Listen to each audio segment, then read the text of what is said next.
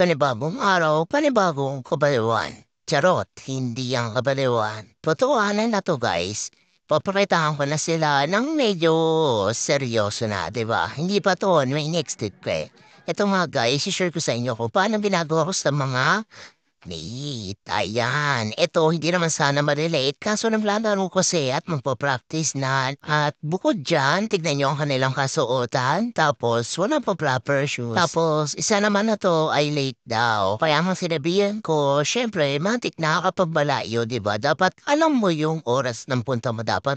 Alam mo na dapat, agahan mo. Yun yung sinasabi ko sa kanila eh. Kapag alam mo malayo ka, agahan mo. Kung alam mo naman pala matatraffic eh. Tsaka guys, ayun, paalala ko lang din, kung napapanood nyo to, kaya ako lang ginagawa yan, na sa ganon ay lahat kayo ay matuto, para naman lahat ay masisinuran at pinakitaan ko na kayo para naman sa susunod hindi nyo na uulitin pa, diba? At ito nga mga late na humabol din at ayan, binibigyan ko lang nga sila ng rules ulit. Yung kung ano yung interest na ginawa ng mga nauna, na sabay-sabay ay ganun din ang pinagawa ko sa kanila. Subalit, sila lang muna at ito nga may humabol pa na late.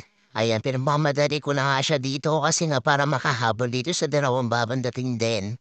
Alam ko nga masama ang loob nila dahil pinahirapan pa sila kahit pa na malayo sila. Pero kasi alam naman nila yan at pan-meeting naman na tayo, di ba guys? Kung ano naman yung sinabi ko. Kaya, ayun, hindi bigyan ko lang kayo ng leksyon para din kayo ay matuto.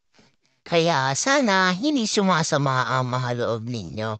At dito nga ayan, pinauulit ko lang din naman ang drill sa ginawa ng lahat ng sabay-sabay kanina. Anong feeling na hindi late? Anong feeling na hindi late? Anong feeling? Anong Sobrang feeling? sobrang saya. Sobrang saya kasi hindi kami makakapagdalo. Ako na po sasalukan niya to. So, gagayahin pa dapat.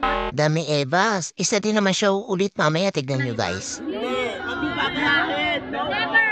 Never. Never. Kumay sa bawa. Masaya pong makita sila na Hey! At ito na nga guys, o diba sinabihan ko na ay isa din pala siyang pasaway. Be, sabi mo kanina, wala magpapasaway. Anong ginawa mo? Anong ginawa? Ikaw, Be, nabusog ka ba, Be? Kakakausap pa lang sa'yo kanina.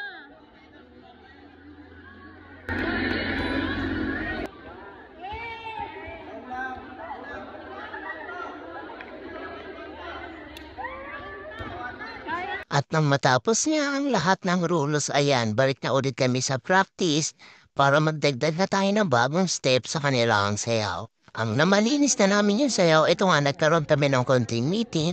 At ayun lang, maraming salamat sa pananood.